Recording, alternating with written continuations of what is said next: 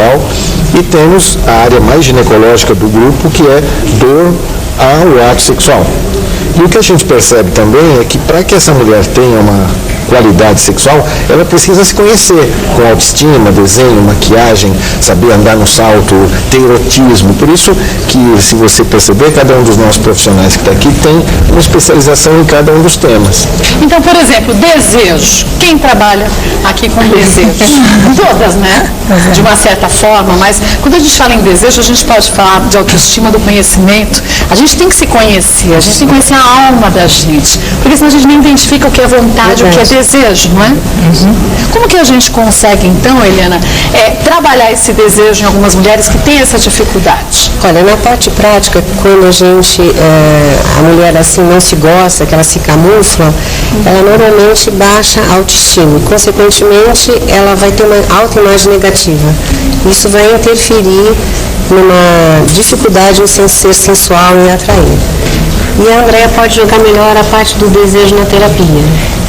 Na verdade, eu falo, Kátia, que o desejo para a mulher, ela começa desde o bom dia, né? Porque o homem é super visual, né? Então ele viu, ele consegue deixar os problemas de lado e ir para a cama numa boa. A mulher não, se ela teve uma discussão de manhã, ela não vai conseguir ir para a cama. Então isso já vai interferir no desejo, na vontade dela. Mas quando a gente fala, Suzete, em vontade sexual, a gente fala muitas vezes para um grupo masculino. Doutora Eliana é craque em falar aqui pra gente que pro homem não precisa saber por quê, mas sim onde. E a mulher não consegue muitas vezes ter isso. Você percebe isso na prática? Qual a diferença entre dois seres tão diferentes? É verdade. A mulher e o homem são seres diferentes, né, na sua essência, e eles se complementam. Então, desde a questão hormonal, estrogênio, testosterona, que são níveis diferentes, né? A mulher, ela tem desejo mais à noite, o homem tem desejo mais de manhã. Então, o casal tem que ter uma cumplicidade e ter uma comunicação muito boa com o outro. Agora, normalmente a gente fala em desejo, né, de uma maneira assim mais sexualizada. Só que nós temos que ter desejo pela vida, pelo nosso corpo, autoestima, né, pelo parceiro também. Então, quer dizer, é um conjunto de coisas que somadas, né, contribuem para o casal melhorar. Agora, Fabrícia, como terapeuta de casais, você sabe que na prática a gente conversa muito pouco com o parceiro. A gente acha que o outro tem que adivinhar. E a gente, como mulher, tem uma mania de achar que o pobrezinho tem que adivinhar tudo que passa pela cabeça da gente. Então fica complicado, quer dizer, os casais acho que chegam ali com dúvidas das mais simples em relação ao outro. Não sabe o que o outro gosta de comer, não sabe qual parte do corpo mais excita o outro. É verdade, você não sabe nem o que um gosta de comer e o outro, quanto menos o que um gosta na cama, né? No ato sexual em si. Há uma necessidade de cumplicidade, de intimidade, de comunicação, porque o ato sexual, ele não é simplesmente uma transa, é uma intimidade. Você precisa estar cúmplice, você precisa estar próximo, é muito próximo um do outro. Há uma necessidade de estar junto, né? E o casal, ele precisa ter essa intimidade. Agora, realmente, na prática é uma coisa, atualmente a gente vê o distanciamento desses casais, né? É muito foco no trabalho, é muito foco nos filhos, é muito foco em outras coisas e tira o foco da mulher e do homem, da intimidade dos dois. E esse foco se perde, né? Mas não é justamente porque, Vera, a gente não foi culturalmente ensinado, e a gente comenta muito aqui, né, doutor Pellini, a mulher não se olha. Se você nos perguntasse para 100 mulheres, você já pegou um espelhinho para olhar o seu órgão genital? Qual o percentual de mulheres que falariam que sim? Muito pouco, né? É uma coisa muito interessante, que à medida com que a gente vai assistindo muitas mulheres, você começa a perceber que atualmente tem tido uma maior divulgação, um maior conhecimento, a comunicação, a informação está muito fácil. Mas apesar disso, a gente observa assim, um total desconhecimento da mulher quanto ao próprio corpo. Teoricamente, sim, ela está munida de toda a informação. Mas na prática, medo, receio, e isso falando de uma mulher só. no início da atividade sexual, é uma coisa muito complexa. Culturalmente, como você disse, é muito difícil a abordagem sobre o tema. Mesmo no ambiente familiar, por mais que se fale, dá-se a impressão, já tem informação demais, então não preciso dizer. Ou então, se eu informar a minha filha, eu vou estar estimulando ela a ter relação sexual cedo. Então, eu vou ficar quieta, porque na hora ela descobre. Né? E acaba descobrindo, às vezes, das piores maneiras, das maneiras mais traumáticas. Vemos assim o início da atividade sexual muito precoce hoje em dia, com alguns acidentes de percurso. Eu costumo dizer que gravidez, doenças, acaba sendo uma coisa assim negativa no início de uma atividade sexual. Mas poderia ser de outra forma. Mas não é justamente porque aí a gente volta ao que a Eliana disse, esse preparo dessa menina para ela se tornar uma mulher, isso é muito importante. E não se tem. Então a menina, se ela namora com um garoto, está ficando com um garoto, e ele quer ter uma relação sexual e ela não quer, ela não tem autoestima suficientemente bem trabalhada para dizer não. Ela fala, então se eu não transar com ele, eu vou ficar sendo taxada como hoje é BV, B não sei o que, boca virgem, não sei o que, virgem, tudo virgem. Então quer dizer, é complicado isso para uma menina que não está pronta emocionalmente, mas fisicamente muito cedo, né? Porque também uma autoestima negativa, ela vai interferir, eu não me gosto, eu me camuflo, isso vai interferir numa postura física, né? Isso, consequentemente, te dá um desequilíbrio musculoesquelético. Então, ela tem que melhorar a autoestima, melhorar uma autoimagem, para que a gente consiga melhorar também a postura, a partir daí começar um trabalho de movimento, envolvimento, e cada um com o seu tempero. Né? E esse tempero todo é muito importante, né, doutor Felipe? Para a gente formar essa menina que no futuro será uma mulher. Acho que nós já discutimos isso numa frase de Fernando Pessoa, que diz: ser ou não ser não é a questão. Inclusive, ser não é absolutamente nada. Tornar-se sim é que é tudo.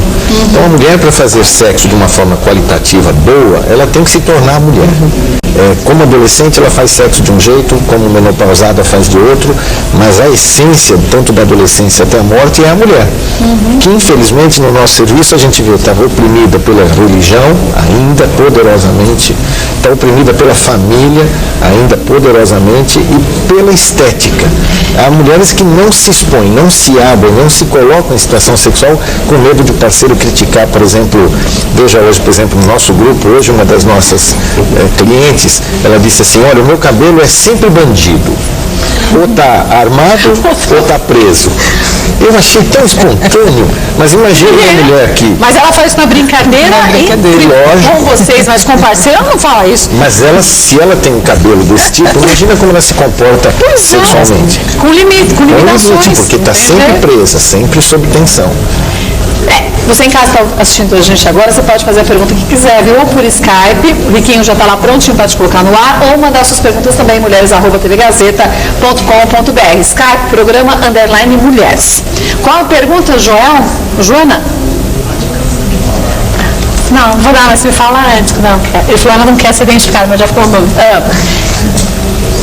Ela quer saber como ela faz para conversar com o marido, para poder ajudar no sexo, porque ele é muito egoísta também nessa hora. Ele pensa no prazer dele e não no prazer do casal. Muitas são essas queixas ou não? É muito comum a mulher ela ficar com vergonha por não conhecer o corpo, por não conhecer, às vezes, onde gosta de ser tocada.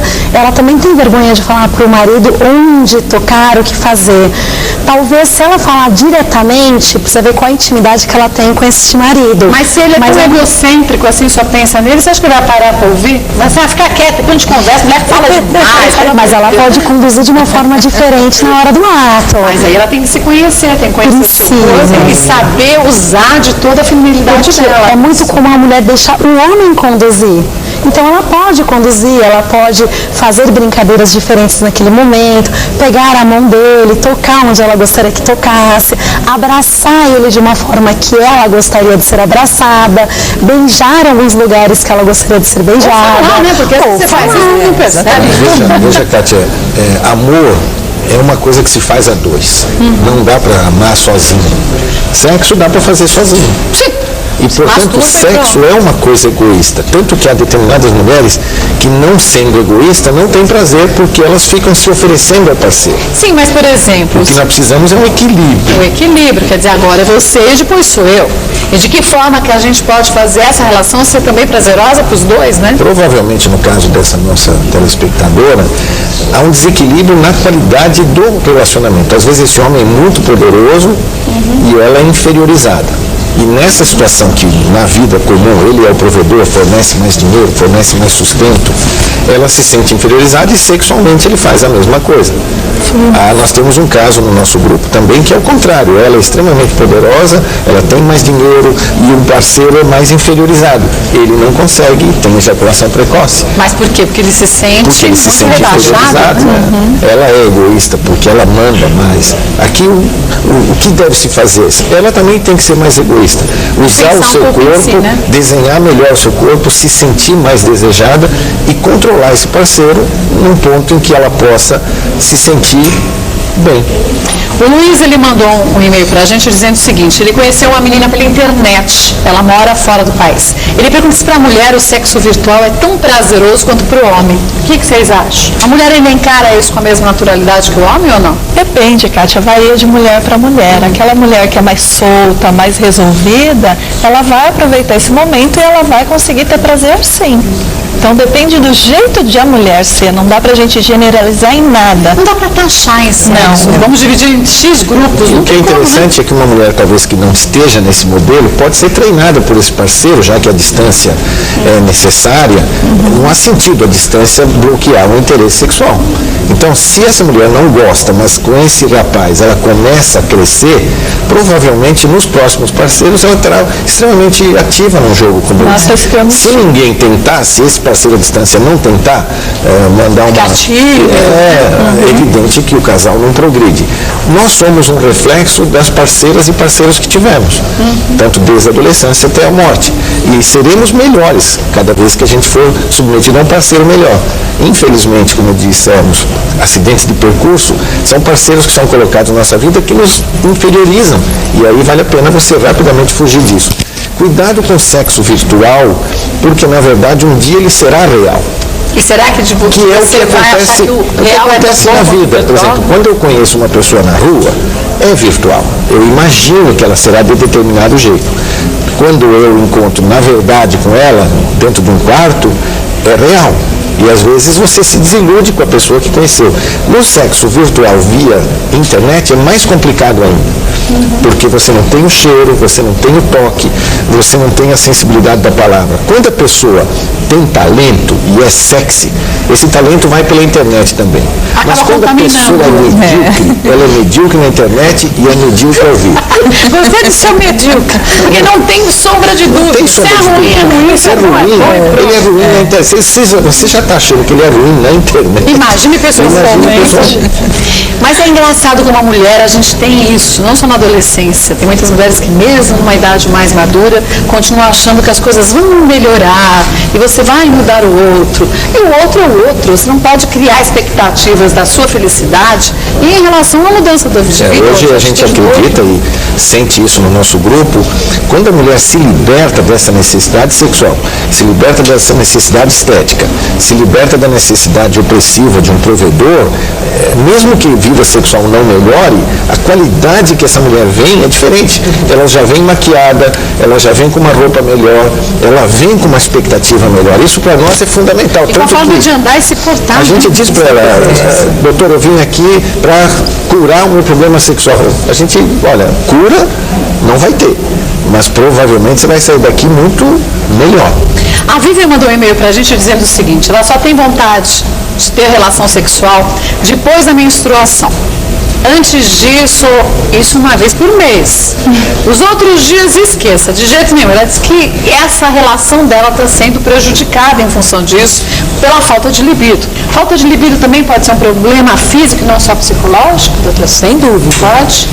Temos, assim, algumas influências hormonais e o próprio, o que é dito de dispareunia, né?